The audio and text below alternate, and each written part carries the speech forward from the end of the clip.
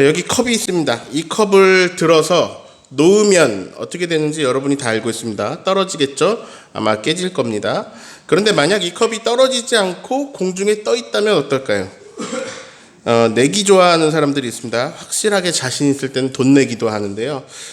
그런데 제가 여기서 어떤 내기를 제안하면 여러분 전부 다 돈 내기에 참여하실걸요? 이 컵을 들어서 제 머리 높이에서 놓을 겁니다. 그러면 어떻게 될 것인가? 1번 머리 높이에 떠 있는다. 2번 천정까지 두둥실 올라간다. 3번 떨어진다. 4번 교회 회중석 사이를 빠르게 날아다닌다. 자, 이거 10,000원 내기 하면 다 참여하실걸요? 네, 아마 다 3번이라고 하실 거예요. 어떤 분들은 1,000,000원 내기에도 참여하실 겁니다. 왜냐하면 3번이 확률이 제일 높거든요. 자, 기적으로 삽니다 라고 제목을 설교를 지었어요. 기적은 확률이 매우 낮은 일이 일어날 때 쓰는 말이죠. 제가 만약 이렇게 말하면 바꾸실 건가요? 자, 이제 기적이 일어날 거예요. 이 컵이요 머리 높이에서 떠 있다가 천정까지 두둥실 올라갔다가 여러분 사이를 굉장히 빠르게 비행하고 제 앞에 다시 머리 앞에 와서 떠 있을 겁니다. 이제 기적이 일어납니다. 자, 제가 이런 얘기를 했어요. 자, 이제 여러분은 10,000원을 몇 번에 거실 건가요? 아마 3번에 거실걸요? 네. 왜냐하면 여러분 제 말보다는 여태까지 살아오면서 경험한 경험을 믿으실 겁니다. 여기에 컵을 수십 개 갖다 놓고 자, 이 컵들이 다 두둥실 떠오를 겁니다 라고 하면 더 안 믿겠죠. 예수님이 죽은 지 4일이나 되어가지고 냄새가 나던 나사로를 살리셨어요. 많은 사람이 나사로가 살아난 걸 봤습니다. 이게 막 소문이 났습니다. 나사로가 죽은 걸 분명히 봤는데 다시 살아난 걸 또 본 사람들은 요즘 표현으로 멘붕이 왔습니다. 멘탈이 완전히 나가버렸죠. 말도 안 되는 일이 일어났잖아요. 자, 이 일이 그래서 막 소문이 났습니다. 그리고 그 동네에 예수님이 오신다는 소식도 전해집니다. 그러자 사람들은 그 소식에 모여듭니다. 요한복음 12장 17절, 18절 읽어볼까요?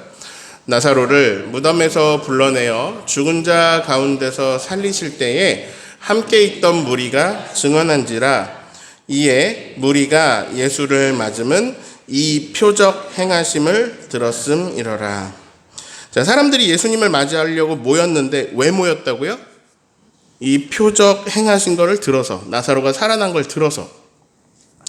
자, 마태복음 12장에서요. 바리새인이 예수님께 무언가를 요청하는데 뭘 요청하는지 예수님은 뭐라고 대답하시는지 38절, 39절 읽습니다. 그때에 서기관과 바리새인 중에 몇 사람이 말하되 선생님이여 우리에게 표적 보여주시기를 원하나이다. 예수께서 대답하여 이르시되 악하고 음란한 세대가 표적을 구하나 선지자 요나의 표적밖에는 보일 표적이 없느니라. 자, 여기는 마태복음 12장이잖아요. 근데 마태복음 16장에도 이런 일이 있습니다. 16장 1절 읽어볼까요? 바리새인과 사두개인들이 와서 예수를 시험하여 하늘로부터 오는 표적 보이기를 청하니. 자, 예수님이 뭐라고 대답할까요? 똑같이 대답합니다. 4절 읽습니다. 악하고 음란한 세대가 표적을 구하나 요나의 표적밖에는 보여줄 표적이 없느니라 하시고 그들을 떠나가시니라. 자, 요한복음 2장에서는요 갈릴리 가나 혼인잔치가 열리는데 거기에 갔다가 예수님이 포도주가 떨어지니까 물을 포도주로 변화시켜 주셨습니다. 자, 요한복음은 이 사건을 어떤 단어로 표현했을까요? 앞에 계속 나왔는데요. 표자로 시작한 두 글자예요. 11절 읽어볼까요? 예수께서 이 첫 표적을 갈릴리 가나에서 행하여 그의 영광을 나타내심에 제자들이 그를 믿으니라. 자, 표적이 나타나니까 제자들이 어떻게 했다고 나오나요? 제자들이 믿으니라. 네, 예수님을 믿었습니다. 성경에는 표적과 기사라는 단어가 그런 표현이 여러 번 나옵니다. 표적은 어떤 사인, 어떤 표징, 어떤 증거 이런 말이고요. 기사는 말 그대로 이제 기이한 일입니다. 예수께서 이르시되 너희는 표적과 기사를 보지 않으면 도무지 믿지 않는구나. 너희는 놀랍고 기이한 일이 일어나지 않으면 믿지를 않는구나.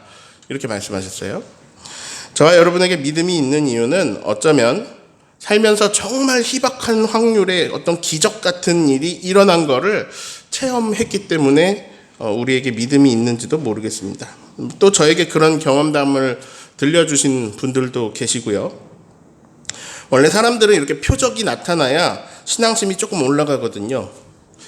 제가 주영광교회에 부임하고 얼마 안 됐을 때 표적이 일어났죠. 병원에서 의사가 곧 돌아갈 것이니까 가족들에게 중환자실 와서 보고 가라고 했던 그분, 동생분이 이제 장례식과 화장터까지 다 알아보고 준비하고 있었던, 의식 없이 중환자실에 누워 계셨던 분이 깨어나시고요. 그리고 시간이 지날 때마다 장기들이 하나씩 고쳐지고, 어느 날 침대에서 이렇게 일어나서 또 어느 날 자기 발로 화장실에 가시게 되는 것을 우리가 그때 실시간으로 경험했었습니다. 그래서 그로 인해서 저와 우리 교우들 신앙심이 엄청 깊어졌죠? 깊어졌어요? 여러분이 저라면 어떨 것 같으세요? 저는 확실히 알아요. 저에겐 신우의 은사가 없어요. 근데 안수기도 할 때마다 이 사람이 너무 크게 좋아져요. 그때 제가 이제 약속한 게 있어가지고 딱 하루 빠지고 연달아 36일을 갔거든요. 근데 35일 동안 확연하게 하루하루 좋아지는 것을 연속으로 경험했어요. 여러분이 이런 경험을 한다면 어떨 것 같으세요? 내가 뭐라고 가서 손을 얹고 한 20초 속으로 기도하고 나면 그 다음날 놀랍게 회복해 있어요. 이거 직접 경험하면 어떨 것 같아요? 그때 이제 우리가 현재 진행형으로 제가 보고해서 같이 경험했잖아요. 그래서 막 신앙심이 깊어지셨나요? 이스라엘 백성이요. 하나님의 권능으로 애굽에 재앙이 내리는 걸 경험합니다. 우리가 두려워했던 애굽이 하나님한테 혼나요. 그리고 그들은 이제 바다가 갈라지고 물이 좌우에 벽이 되고, 그래서 그 사이를 마른 땅을 밟으면서 바다 사이를 딱 지나왔어요. 그리고 광야에 먹을 게 하나도 없는데 매일같이 메추라기가 날라와서 쌓였어요. 만나도 계속 내렸고요. 그러니까 매일 표적이 나타났어요. 그래서 그들이 엄청 믿음이 좋았죠? 신기해요. 그때는 믿어요. 보통은 뭐 표적이 나타난 다음에 믿었다 이렇게 기록이 되어 있어요. 그런데 표적이 나타나도 막 쓴물이 단물로 바뀌어도 잠깐 그때뿐입니다. 기도하는데, 이런 경험 있으신 분들 계실 건데, 기도하는데 나도 모르게 막 입에서 방언이 팍 터져져 나오면 믿음이 확 좋아질까요? 이것도 신기해요. 지속적으로 기도하지 않으면 또 그때뿐입니다. 어찌 보면 그러니까 기적이 일어나는 게 신기한 게 아니라, 기적이 막 일어나는데 기적이 일어나도 별반 달라지는 게 없는 우리가 신기한 것 같아요. 중요한 깨달음입니다. 변화는요, 기적을 체험하는 데서 오는 게 아니라 주인이 바뀌는 데서 옵니다. 따라합니다. 하나님이 주인이시다. 기적을 맨날 봐도요, 잘 안 변하는 우리들입니다. 만나와 메추라기 맨날 경험해도 안 변해요. 그런데 하나님이 주인 되시기에 일어나는 일이 있습니다. 그건 우리가 기적으로 살아간다는 거예요. 오늘은 성탄절입니다. 천사가 나타났어요. 너무나 기쁜 소식, 너무나 좋은 소식을 전합니다. 온 백성에게 미칠 큰 기쁨의 좋은 소식을 누가 가장 먼저 들었는지 아시나요? 저들밖에 한밤중에 양틈에 자던 목자들, 천사들이 전하여 준하신 소식 들었네. 자, 천사들이 전한 주님 태어나신 소식 누가 가장 먼저 들었다고요? 양을 치던 목자들입니다. 우리가 하나님을 우리의 목자라고 고백하기 때문에 우리한테는 목자 이렇게 하면 좋은 이미지를 주고 있지만, 당시의 유대 사회의 그 여러 직업들 중에서 목자는 아주 천시받는 직업이었습니다.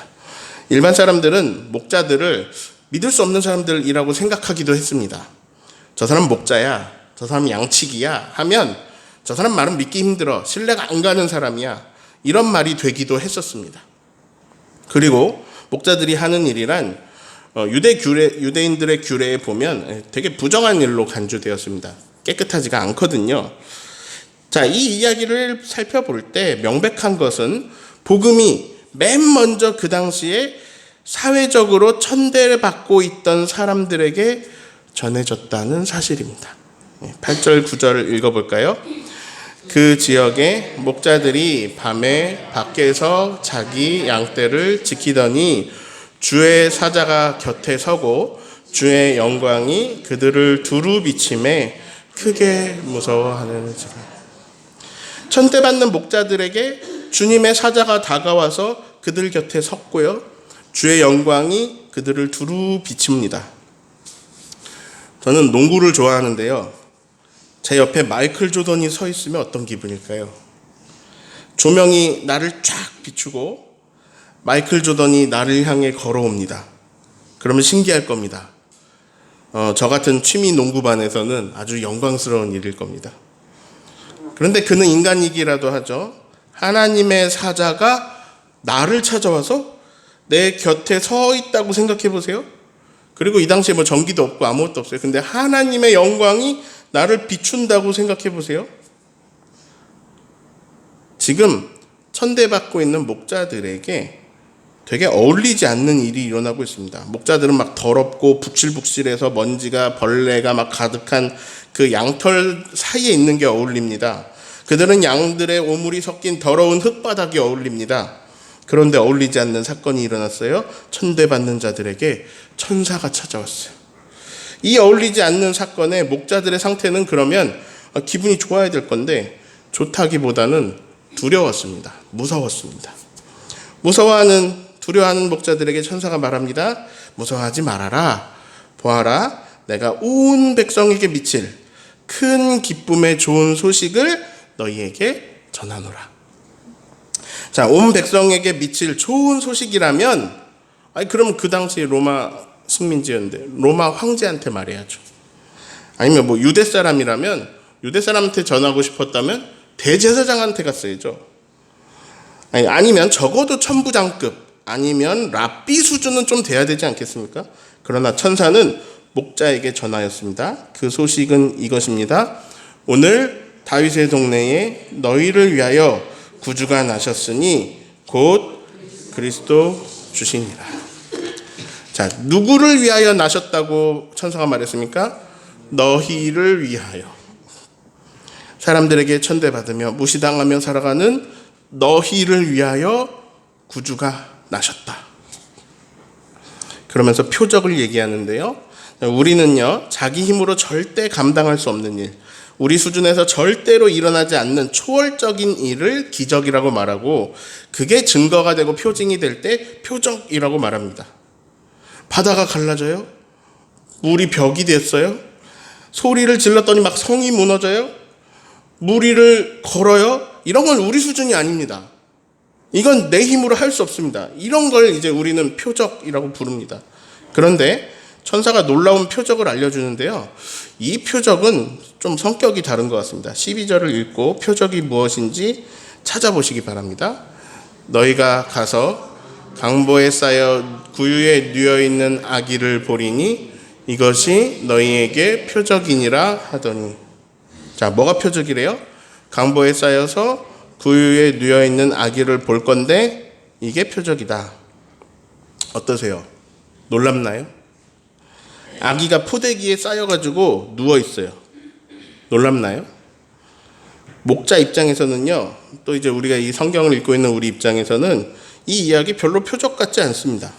바다가 갈라진 이야기 이거보다 멋있지가 않습니다. 당시 이제 아기는 강보에 쌌습니다. 유대의 강보는 긴 천이에요. 그 강보에다 이제 염원을 담아서 글씨를 쓰기도 한다고 해요. 강보에 쌓인 아기는 이 긴 천으로 이렇게 포근히 감싸는 건데, 그렇게 해서 이제 아기를 따뜻하고 그 병으로부터 보호하고 한다고 해요. 제가 이제 몇 가지 유대 그림들을 이렇게 보니까 강보로 둘둘 말려서 쌓여있는, 우리가 보면 약간 미이라 같은 그런 느낌이 날 수 있는 그림들을 봤습니다. 아무튼 원래 아기들을 낳으면 강보에 쌌습니다. 그러니 이건 늘 있는 일입니다. 늘상 있는 일이에요. 자, 그리고 강보에 쌓여서 누워있는 아기, 누워있는 아기 볼 수 있습니다. 여러분 아기 볼 때 거의 누워있잖아요. 도리어 갓 태어난 아기가 서 있어요. 그리고 막 걸어다녀요. 막 뛰어다녀. 그러면은 이게 표적이지 않나요? 그러면 어디가 표적이야? 구유에 누워있다? 이게 표적인가? 구유가 뭐죠? 말 밥그릇이에요. 말 먹이통이에요. 사람을 구유에 누이는 일은 없지만 구유에 누이는 게 막 그렇게 어렵고 막 대단한 일은 아닙니다. 누구나 할 수 있는 일입니다. 그러니까 강보에 쌓여서 누워있는 아기, 구유에 누워있는 아기를 보게 되는 게 뭐 별로 기적은 아닌 것 같습니다. 그래서 이제 여기서 표적은 기적이라는 의미도 있는데 사인이라는 의미도 있거든요. 그래서 어떤 사인이다, 어떤 증거다, 어떤 표징이다라는 뉘앙스가 강하죠. 이런 거겠죠. 목자들아, 온 백성에게 미칠 큰 기쁨의 좋은 소식이 있다. 너희를 위하여 구주가 나셨다. 근데 증거가 있어. 강보에 가여 구유에 누워있는 아기가 있을 거야. 너희가 만약 그 모습을 보게 된다면 그게 증거다. 이것이 구주가 나셨다는 증거다. 예. 이렇게 들리죠, 우리에게. 자, 천사의 말은 방금 증거로, 이제 사인으로, 표징으로 해석이 되죠. 구유에 아기가 누워있다고 어떤 여기서 표적이란 단어가 기적과 이사, 기사, 뭐 이런 뜻으로 여겨지진 않을 겁니다. 제가 아까 설교 앞부분에 살펴본 말씀들에서 표적 얘기하면 기적이라는 의미로 단어가 많이 쓰였지만 여기서는 그런 기적보다는 사인이라는 어떤 증거다 이런 정도인 것 같아요. 도리어 목자들에게는 지금 아기가 구유에 누워있는 것보다 천사가 자기한테 나타난 게 이게 더 표적일 거예요. 천사와 내가 대화를 한 게 표적일 겁니다. 그리고 이제 이 뒤에 한 천사뿐만이 아니라 호련히 수많은 천군과 천사가 나타나서 하늘에는 영광, 땅에는 하나님의 기뻐하심을 입은 사람 중에 평화다 노래하거든요. 천군과 천사가 막 나타나고 엄청나게 노래하거든요. 호련히 나타난 수많은 천군 천사 본 게 표적일 겁니다. 수많은 천군과 천사 찬송하며 노래하는 것, 이걸 들었어요. 지극히 높은 곳에서는 하나님께 영광, 땅에서는 하나님 기뻐하시는 사람들 중에 평화. 이 천국 찬송 듣는 게 엄청난 표적이었을 겁니다. 그거 진짜 표적이잖아요. 지금 여러분 여기에 지금 막 천군과 천사 나타나가지고 여러분 그 찬송하는 걸 보면요, 우리가 이걸 표적으로 여기겠죠. 여기에 컵들만 떠 있어도요, 여러분 그거 표적으로 여길 겁니다. 그러나 천사의 말에요, 진짜 표적은 그 아기가 강보에 쌓여 구유에 누워있다는 겁니다. 제가 지난주에 이렇게 얘기했죠. 다음 주하고 이번 주하고 똑같은 설교할 거예요. 똑같은 설교입니다. 뭐든지 아는 만큼 보입니다. 그래서 우리보다 수준이 높은 시편 8편에 우리를 천사보다 조금 못하게 하시고 이런 표현이 있어요. 그러니까 인간보다 수준이 높은 어떤 천사, 우리보다 뭔가를 많이 아는 천사에게서 배우자는 거예요. 우리가 천사는 마리아의 이름을 알지만 천사가 보기에는 이 마리아가 너무나 말도 안 되는 은혜를 입었어요. 그래서 마리아라고 안 부르고 은혜를 입은 자야 이렇게 불렀습니다. 우리 입장에서는 호련히 수많은 천군 천사가 나타난 게 표적이지만 무언가를 더 많이 아는 그런 수준 있는 천사의 눈에는, 천사의 입장에는 그 천군과 천사들과는 비교도 안 되는 그분이 심지어 인간으로, 그분이 심지어 아기로, 그리고 그분이 구유에 누워 있다는 것이 진짜 표적이다. 자, 이 구유는 새 구유가 아니에요. 말이 쓰던 거예요. 말이 실제로 쓰던 구유. 실제로 말침이 흘러 들어가고 여물과 막 범벅이 막 되었던 그 말 먹이통에, 그곳에 하늘의 천군과 천사와는 비교도 안 되는 그들이 찬송하고, 그분이 나타나서 찬송하고 경배하는 그분이 거기에 오셨다라는 것은 소름 끼치는 일입니다. 물론 이제 예수님이 구유에 오고 싶어서 구유에 오신 건 아닐 겁니다. 예수님이 마국간에 가고 싶어서 가신 건 아닐 거예요. 예수님 마국간에 가실 수밖에 없었던 거는 아무도 비켜주지 않았기 때문입니다. 예, 성경에 그렇게 적혀 있어요. 진통이 오고 있는 임산부에게 아무도 양보를 안 했어요. 아무도 자리를 내주지 않아서 그런 사람들의 욕심과 이기주의 때문에 마국간에 구유에 오셨을 수 있어요. 그러나 이랬건 저랬건 어찌 되었건 천군과 천사가 찬송하는 분, 천군과 천사가 비교도 안 되는 분이, 그분이 인간으로, 그분이 아기로, 그분이 구유에 누우셨다는 것, 이게 표적이다, 천사가 말하는 거예요. 여러분, 여러분에게 나타난 하나님의 기적은 어디 있습니까? 이 컵이 날아다니는 게 기적입니까? 중환자실에 있던 사람이 살아난 게 기적입니까? 이거 기적이죠. 근데요, 천사들이 보기에는 그런 게 아무것도 아니에요. 뭐 그런 걸 가지고, 늘상 있는 뭐 그런 일들 가지고, 뭐 어려운 일도 아니고 뭐 그런 거 가지고. 그런데 천사가 보기에 말도 안 되는 기적이 있습니다. 하나님이 여기에 오셨다는 겁니다. 그분이 심지어 아기로 여기에 누우셨다는 겁니다. 천사가 오늘 우리들을 보면 마리아를 볼 때 놀랐듯이 깜짝 놀랄 거예요. 똑같은 일이 계속 일어나고 있잖아요. 하나님이 우리에게 오셨어요. 하나님이 나에게 오셨어요. 그리고 심지어 그분이 내 안에 거하신다는 겁니다. 성령님이 내 안에 계셔요. 내주하셔요. 내가 뭐가 잘났습니까? 내가 너무 잘생겼나요? 내가 무슨 사회적인 성공을 했나요? 그 양치기들이 들었던 말이 우리에게 들립니다. 너희를 위하여 구주가 나셨다. 저는 우주 얘기 좋아하는데요. 알면 알수록 우주가 너무너무 신비하고 놀라워서 정말 하나님의 위대하심에 놀랍니다. 하나님이 얼마나 크신 분인지 그거를 깨달을 때마다 인간의 자금과 나의 가치 없음에 머리가 숙여집니다. 제가 지금 스케일을 키웠어요. 막 우주 스케일로 키웠어요. 바닷가에 가면 모래알 엄청 많잖아요. 그 모래알 한 알 같은 별이 그 모래알 한 알 같은 거예요. 지구는 그 동네 우주에서, 그 바다에서 그 모래알 한 알 같은 거예요. 근데 바다가 곽지 바다만 있는 게 있나요? 아니요, 협재에도 있고요, 세화에도 있고요. 이 전 세계의 바다가 얼마나 많아요? 그리고 그 바다마다 모래알이 얼마나 많아요? 마찬가지로 우주에도 이 동네만 은하가 있는 게 아니고 여기도 있고 저기도 있고 막 우주 전역에 가득해요. 그리고 그 은하마다 별들이 모래알처럼 많아요. 지금 우리가 살아서 막 비행하고 있는 이 지구가 그런 모래알 같은 거, 알 하나 같은 거라고요.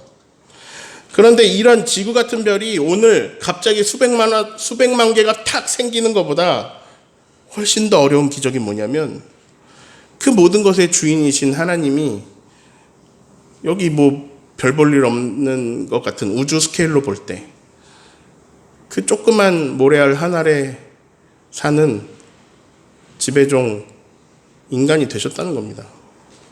그리고 그분은 나 같은 자에게 찾아오신다는 겁니다. 이것이 기적입니다. 제가 우리의 가치를 평가절하하려는 게 아니에요. 그런데 하나님과 비교하면 갑자기 우리가 너무 작아지고 초라해지거든요. 천사가 볼 때 홍해는 갈라질 수 있어요. 여리고성은 무너질 수 있어요. 우스운 일이죠. 근데 이거는 너무 말도 안 되는 표적입니다. 강보에 온 우주의 주인이 쌓여가지고 말 먹이통에 아기의 모습으로 누워있다. 정리해 볼까요? 우리는 뭐 목자들과 별 다르지 않습니다. 우리가 뭐 사회적으로 막 잘나지도 못했습니다. 그런 나에게 제일 먼저 하나님은 하늘의 천군과 천사를 보내셔서 하늘의 비밀을 알게 하십니다. 구유로 생각해 볼까요? 나는 구유입니다. 나는 사람 그릇도 아니건 말 여물통 같은 건데, 그런데 온 우주의 주인이신 그분이 구유에 누우십니다. 그러니까 어떻게 되냐? 말 여물통이 갑자기 하나님의 보좌가 되었습니다. 우리는 은혜로 삽니다. 우리는 기적으로 삽니다. 하나님의 은혜는요, 하나님의 기적은 하나님이 정말 안 어울리게 낮은 곳에 계속 임하신다는 겁니다. 그분은 뭐 율법학자나 서기관, 뭐 대제사장, 바리새인 그들에게 임하시지 않고 양 한 마리에 죽고 사는 그런 목자들에게 먼저 보이십니다. 아기의 모습으로 그들에게 보이십니다. 그들이 아기를 봅니다. 그분은 예루살렘 성전에 오시지 않았습니다. 작은 마을 베들레헴에 오십니다. 그것도 동물들 사는 집 마구간에 오십니다. 하나님이 모세를 부르실 때요, 떨기나무가 타지 않게 하시면서 모세를 부르십니다. 근데요, 떨기나무는요, 그냥 잡목입니다. 쓸데도 없습니다. 하나님은 레바논의 백향목에 임하지 않으시고 잡목인 떨기나무에 임하십니다. 그러자 떨기나무가 있는 곳이 거룩한 곳이 되었습니다. 그래서 모세는 신을 벗어야 했습니다. 하나님은 강도 만난 이웃에게 임하십니다. 그분은 사마리아인에게 다가가십니다. 아무도 거들떠보지 않는, 정말 싫어하는 사마리아인에게 그분은 다가가십니다. 즉 그분은요, 지극히 작은 자에게 임하십니다. 그리고 이렇게 말씀하세요. 지극히 작은 자 하나에게 한 것이 나에게 한 것이다. 지극히 작은 자 안에 내가 있다. 이렇게 말씀하십니다. 하나님은요, 금그릇, 은그릇 다 놔두고 질그릇에 임하십니다. 그래서요, 질그릇을 그 어떤 그릇보다 값지게 하십니다. 질그릇 안에 보배를 두십니다. 그래서 그 질그릇은요, 금그릇보다 값진 그릇이 됩니다. 심지어 그분은요, 오늘 오셔서 말 여물통에 누우십니다. 그래서 말이 먹다 흘린 여물이 가득했던 말 여물통이 온 세상 주인 천지주죄의 보좌가 되었습니다.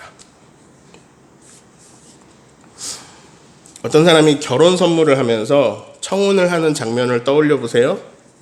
선물 받는 사람이 기대감을 갖고 예쁜 선물을 뜯었는데 이쑤시개가 나왔다. 이거 안 어울리는 일이잖아요. 다이아몬드 목걸이를 검은 비닐봉투에 싸가지고 포장해서 주면 참 황당할 겁니다. 안 어울리잖아요. 그런데 하나님은 계속 일관된 행동을 하십니다. 그게 뭐냐? 그 엄청난 신분이 전혀 어울리지 않는 낮은 곳으로 계속 임하신다는 겁니다. 그래서 하나님은 우리에게 오십니다. 우리는 어찌 보면 구유와 같이 보잘것없습니다. 그런데 이런 구유에 예수님이 아기로 오셔서 누우십니다. 근데 이 구유, 말 여물통에 해야 될 일이 하나 있어요. 딱 하나예요. 뭐냐면 구유를 비워놓아야 한다는 겁니다. 내가 구유인 거 이거 창피해하지 말고 내가 구유를 비울 때 온 천하의 주인이 그곳에 임하시고 그곳에 누우신다는 겁니다. 그분은 낮은 곳에 임합니다. 그리고요, 마음도 낮은 곳에 임하세요. 교만하면요, 임하지 않습니다. 구유를 비운다는 게 뭘까요? 마음을, 낮은 마음이 된다는 거예요. 가난한 마음이 되는 겁니다. 나는 잘났습니다. 나는 저 세리와 같지 않아서 너무나 저는 감사합니다, 하나님. 이렇게 기도하는 바리새인에게 임하시는 게 아닙니다. 그분은 상한 마음에, 아픈 마음에 임하십니다. 하나님 도움 없이 잠시도 살 수 없습니다. 힘들어하면서 하나님께 부르짖고 하나님께 매달리는 사람에게 임하십니다. 그리고 이렇게 말씀하십니다. 마음이 가난한 자는 복이 있다. 천국이 너희 것이다. 나는 구유입니다. 근데 내가 욕심과 더러운 걸로 가득 차 있으면 그분이 누우실 공간이 없어요. 그래서 내가 나를 내려놓을 때, 내 구유를 비울 때 그분이 나에게 들어와 누우십니다. 그러면 구유 같은 내가 하나님의 보좌가 되고요, 이 질그릇에 보화를 담게 됩니다. 이게 우리에게 일어날 수 있는 가장 놀라운 표적입니다. 우리는 살아가면서요, 내가 금그릇이 아닌 거에 실망합니다. 내가 금수저 물고 태어나지 않은 거, 이거 너무 안타까워합니다.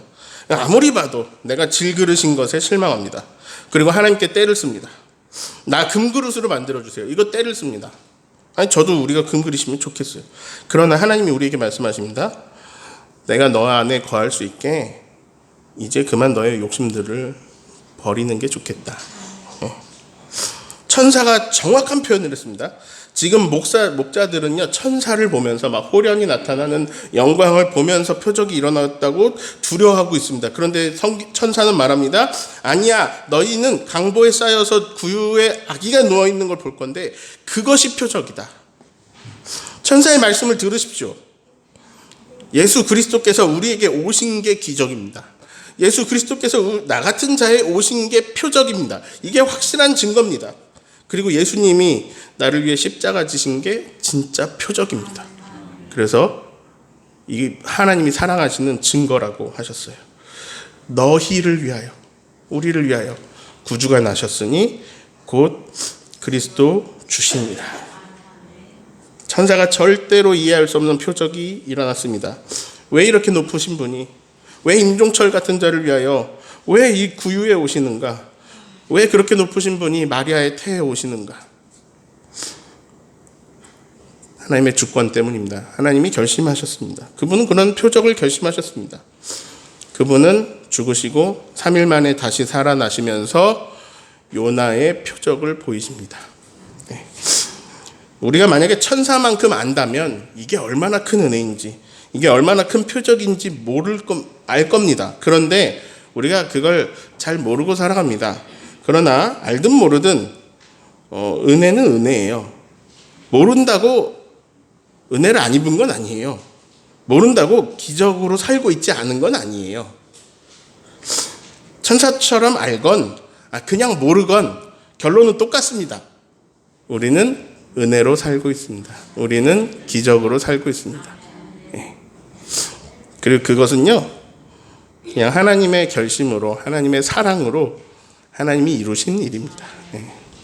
앞으로도 우리는 은혜로 살 것입니다. 기적으로 살 것입니다. 앞으로도 우리는 하나님의 섬김을 받으면서 살 겁니다.